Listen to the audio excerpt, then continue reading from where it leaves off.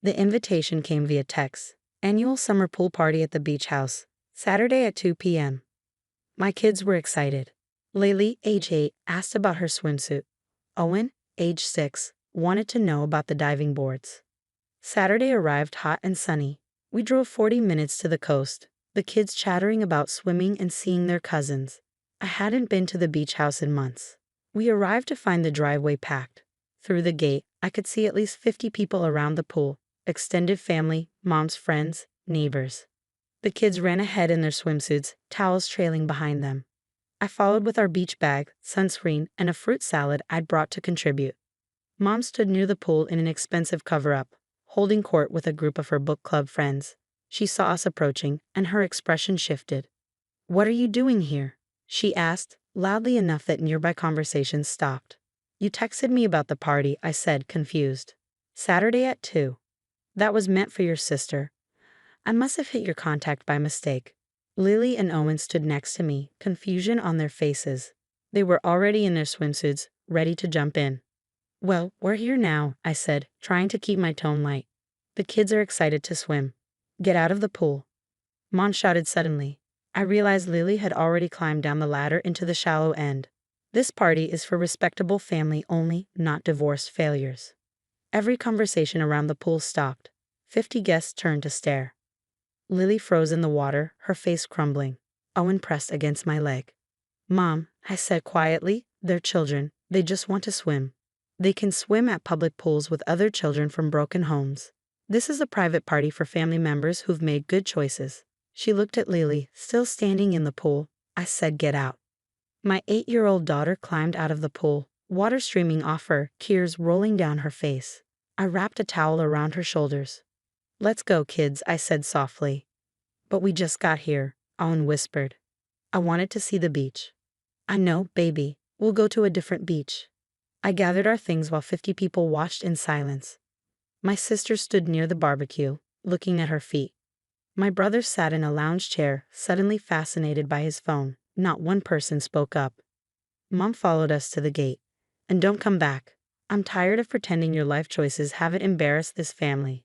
A failed marriage, a mediocre job, raising kids alone. You're an example of what not to become."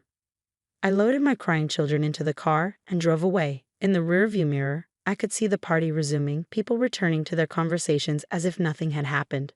"Why does Grandma hate us?" Laylee asked from the backseat. "She doesn't hate you, sweetheart." "She does. She said we're from a broken home." I had no good answer for that. We drove to a public beach instead, where the kids swam in the ocean, and I sat in the sand trying to process what had just happened. By evening, they were exhausted and sunburned despite reapplying sunscreen. We drove home in silence. That night, after putting them to bed, I sat in my home office and pulled out a file I kept in my desk drawer: property documents, deed records, rental agreements. The beach house my mother loved so much, the one she'd been renting for 3 years at below market rates, was mine.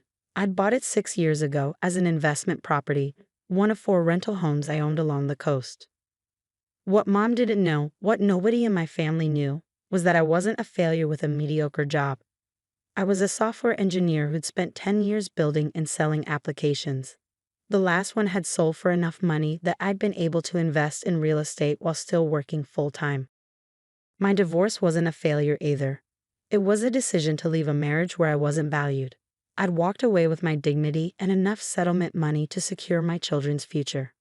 The modest house I lived in, the practical car I drove, the simple clothes I wore, all choices. I lived well below my means because I was building wealth, not displaying it. I'd given Mom a special rental rate on the beach house because she was family, $1,200 a month for a property that could command $4,000 in the summer season. I'd justified it as helping her enjoy retirement. Now, sitting in my office listening to my daughter cry herself to sleep down the hall, I was done justifying. Monday morning, I called Coastal Property Management, the company that handled my rental portfolio. "Jennifer, it's Melissa. I need you to send a lease termination notice to 847 Shore Drive." "Your mother's place? Is she moving?" "Not voluntarily. 60-day notice as of today." "Understood. I'll draft the notice today." I hung up and called my lawyer to review all my property holdings under my personal name.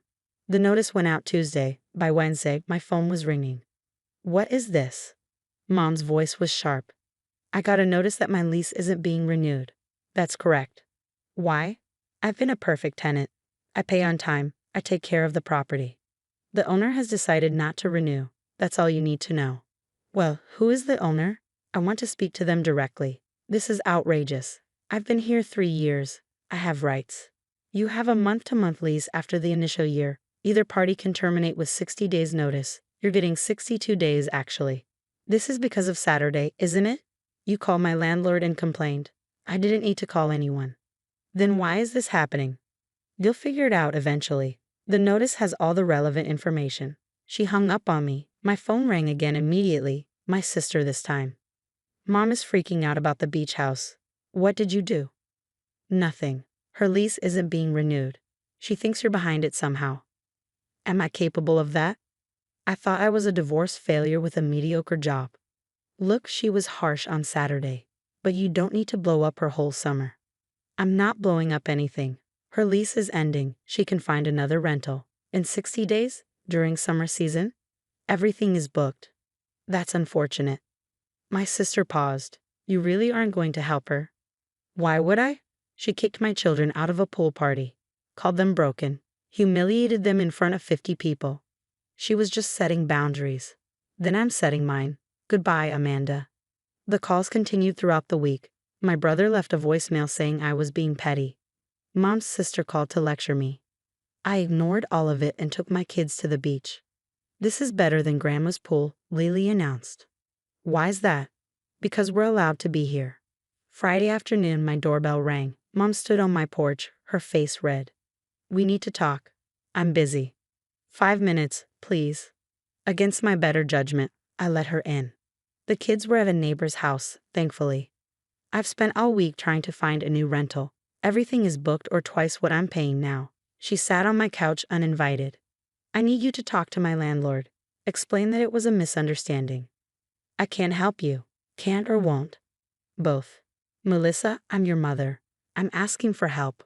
You kicked my children out of a pool party. You called them broken in front of 50 people. I was trying to teach you about consequences. You made bad choices, and there are results from that. What bad choices? Leaving a marriage where I wasn't happy? Supporting myself and my children? Building a stable life? You're a single mother living in a tiny house, driving an old car. This house is 1,200 square feet and paid off. The car is 5 years old and reliable. I live within my means. Exactly, means that are clearly limited. I almost told her then, almost explained that my means were far more substantial than she'd ever imagined. But something stopped me. I can't help you with the landlord situation, I said. You need to leave now. She stood up, anger flashing. Fine, when I'm homeless this summer, you can live with that on your conscience. You won't be homeless. You have other options. She left, slamming the door. The 60 days ticked down. Mom continued calling, increasingly desperate.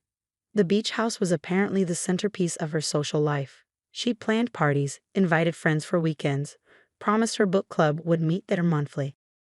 Without it, she was facing either a much smaller apartment inland or a rental that would consume most of her retirement income.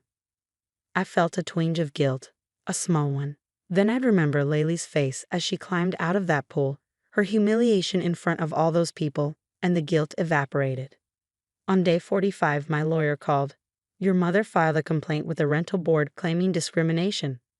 On what grounds?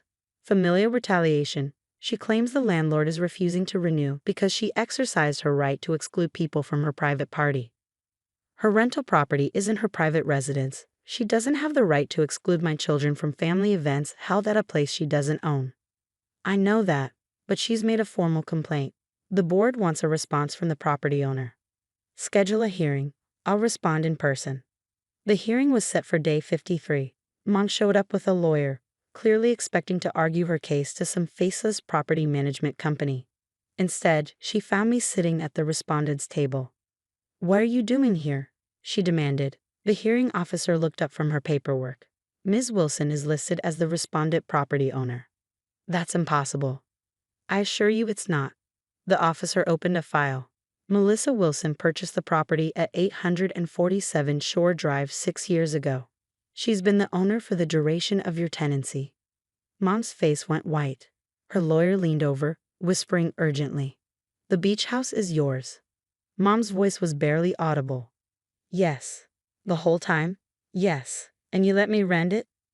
I gave you a 70% discount on market rate. I thought I was helping family. The hearing officer cleared her throat. Ms. Wilson, your complaint alleges discrimination. Can you explain the grounds? Mom's lawyer spoke up. Our position is that the landlord is terminating the lease in retaliation for my client exercising her rights at a private event. The event in question was held at my property, I said calmly. A property Ms. Wilson doesn't own. She invited 50 guests to my beach house, then physically expelled my minor children from the premises while humiliating them publicly. I pulled out my phone and showed the officer photos. Lily and Owen in their swimsuits, excited for the party, time-stamped an hour before the event.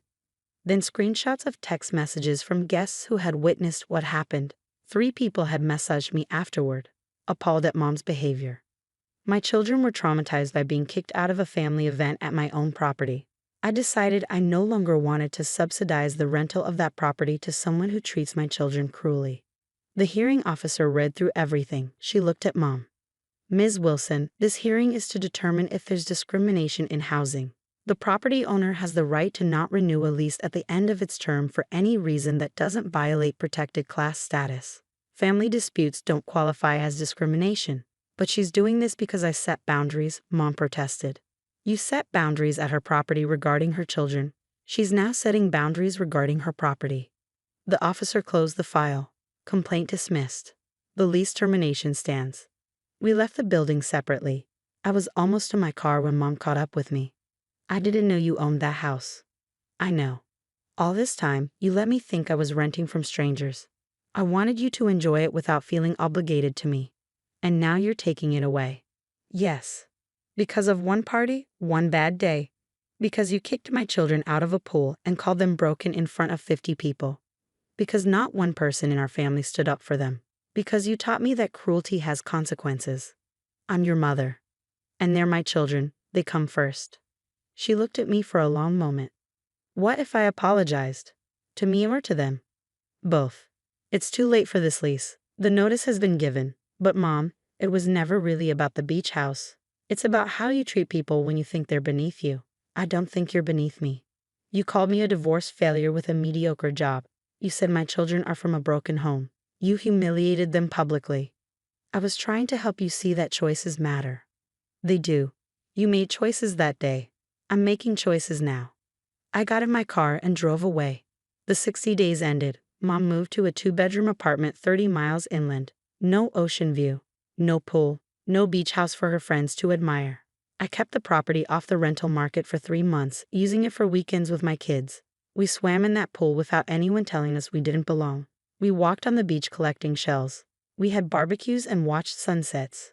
Lily asked once if Grandma would ever say sorry. I don't know, sweetheart. If she does, would we forgive her? That depends on whether she means it and whether she changes how she acts. What if she doesn't? Then we keep building our own life, a good one, without people who make us feel small. Eventually, Mom did apologize. 6 months later, at Christmas, she knelt down and told Lily and Owen she'd been wrong, that they weren't broken and that she was sorry. Lily looked at me. I nodded. It's okay, Grandma, she said quietly. It wasn't perfect, but Mom started treating my children better. She started asking about my work with genuine interest. I rented the beach house to market-rate tenants. The income funded Lily and Owen's college accounts. And sometimes, on summer weekends, we'd go there ourselves. We'd swim in that pool where we had once been kicked out, and I'd remind them that dignity isn't about what other people think. It's about knowing your own worth, even when others can't